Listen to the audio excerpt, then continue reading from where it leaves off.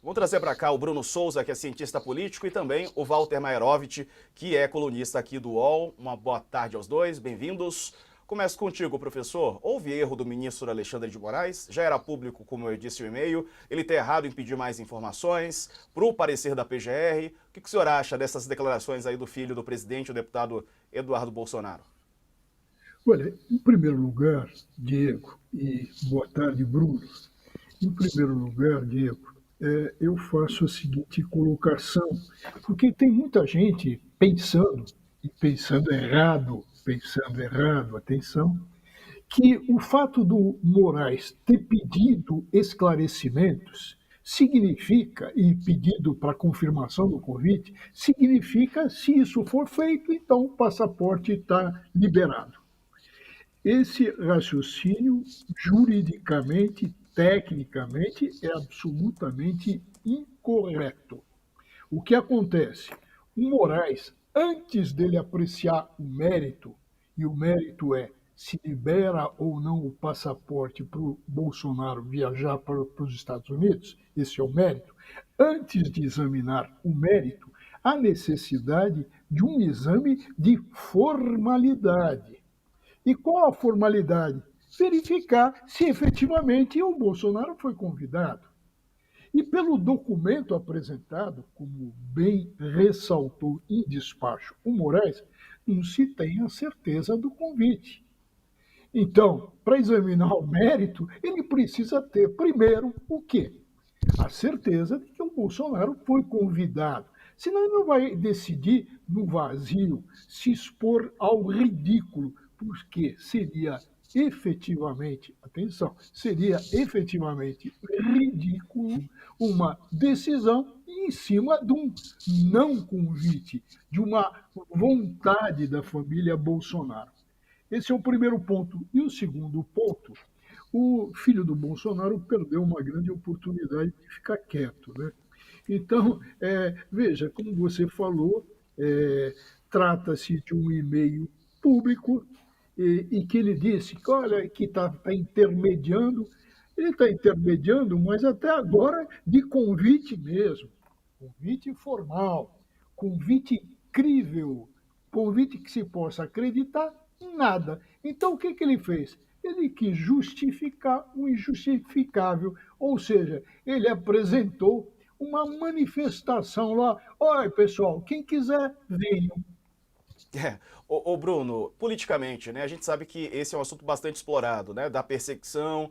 Até o professor Walter Maerovitch já fez aqui várias críticas ao ministro Alexandre de Moraes, então ele tem a liberdade aqui, como sempre teve também, e é bom a gente ouvir que ele analisa os fatos a depender de como os fatos se apresentam, né? E aí ele tem a avaliação dele em relação a, enfim, ao conhecimento jurídico que ele carrega, né, de tantos anos, o professor Walter aqui, nosso colunista. Mas quero te ouvir politicamente, como isso tem sido utilizado pelo bolsonarismo e pelos filhos também, pelo próprio Jair Bolsonaro. Bruno, boa tarde, bem-vindo.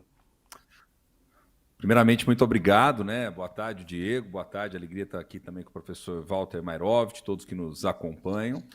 Eu acho que politicamente a gente já está um pouco cansado de saber que, na verdade, há uma lógica por trás do bolsonarismo que é de pressão contínua das figuras que representam instituições, e especificamente no que diz respeito ao Poder Judiciário, na figura do STF, né, que tem aí como Alexandre de Moraes um dos grandes alvos, justamente por ele ser o pivô de muitas das situações envolvendo os processos e tudo aquilo que gera notícia em torno da família Bolsonaro. Eu penso que o que o Eduardo tentou fazer mais uma vez foi algo que já é um velho conhecido de todos nós, é esticar um pouco mais a corda, colocar o Alexandre de Moraes, mais uma vez, como alvo, principalmente daqueles que são extremamente críticos em relação à sua lógica de atuação e aqueles que politicamente o veem como um grande adversário, né? Ou seja, alguém que gera muito mais problemas do que facilita, de alguma forma, a atuação política da família, dos bolsonaristas, daqueles que estão em torno do ex-presidente como um todo. Então, o que ele tentou fazer foi justamente esticar um pouco mais essa corda,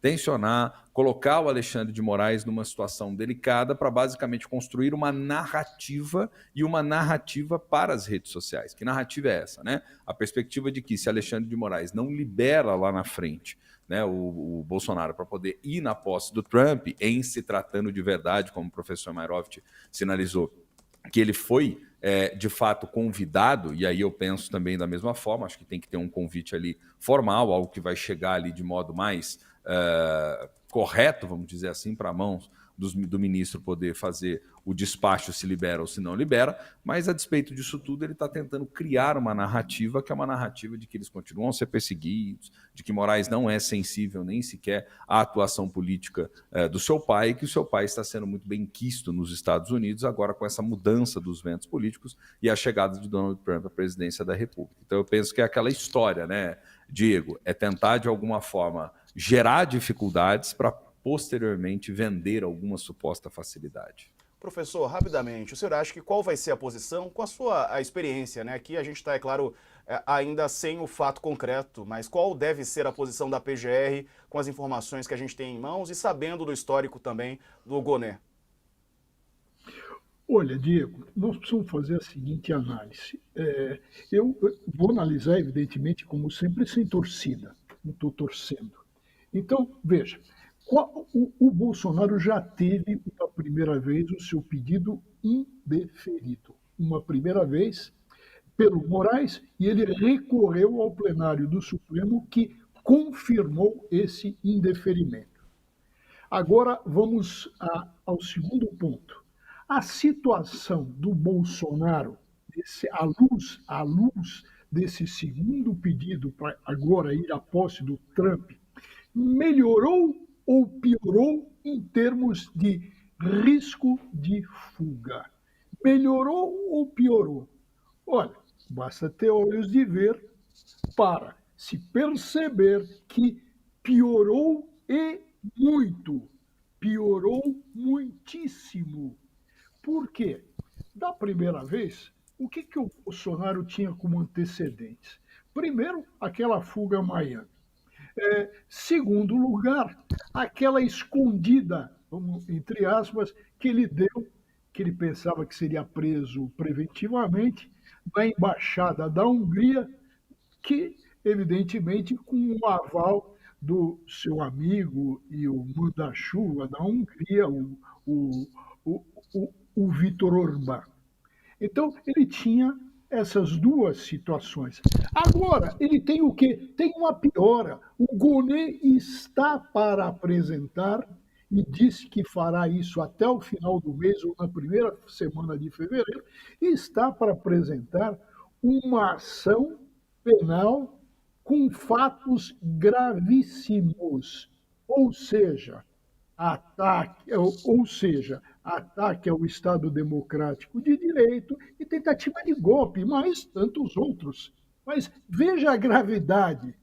Se o Bolsonaro lá atrás, numa situação menos grave, aspas, iria dar no pé, como se diz no popular, e agora? Ele vai esperar o Gonê? Eu coloco uma agravante, e até escrevi isso no UOL, uma agravante, que é o seguinte, veja, o seu pau para toda obra, o chefe, o carregador de mala, o chefe lá que o acompanhava, o ajudante de ordens, né? O Mauro Cid. O ajudante de desordens, né? Se a gente falar certamente, Mauro Cid, tem uma delação. E depois tem aquele que ele usava como símbolo de força, o general Braga Neto, que está preso. E qual é o clima que está circulando?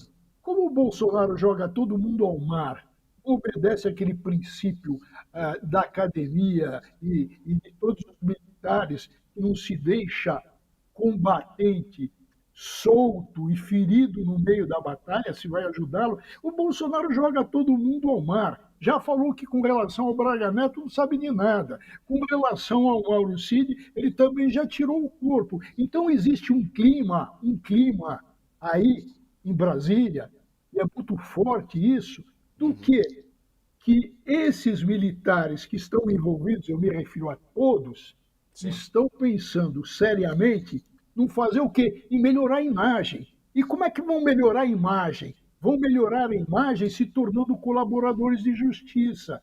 admitindo, aspas, o pecado de o que? Violar a Constituição, Os, admitindo os o crimes, né? erro para livrar a cara, Sim, livrar a cara. E isso a legislação dá. E a delação premiada, que tem um nome pomposo de colaboração de justiça.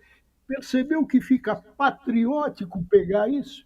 Então, em percebo. resumo, Diego, e depois vamos ver o que o professor Bruno, com a sua sabedoria, nos coloca, é, a situação é bem pior, bem pior. Eu, Piorou, né? como fosse, É, se juiz fosse, aposentado, evidentemente que daria um indeferimento de pronto, não ia nem exigir o convite oficial, tá? sim. Que aí é É, mera formalidade. tá certo. Então, professor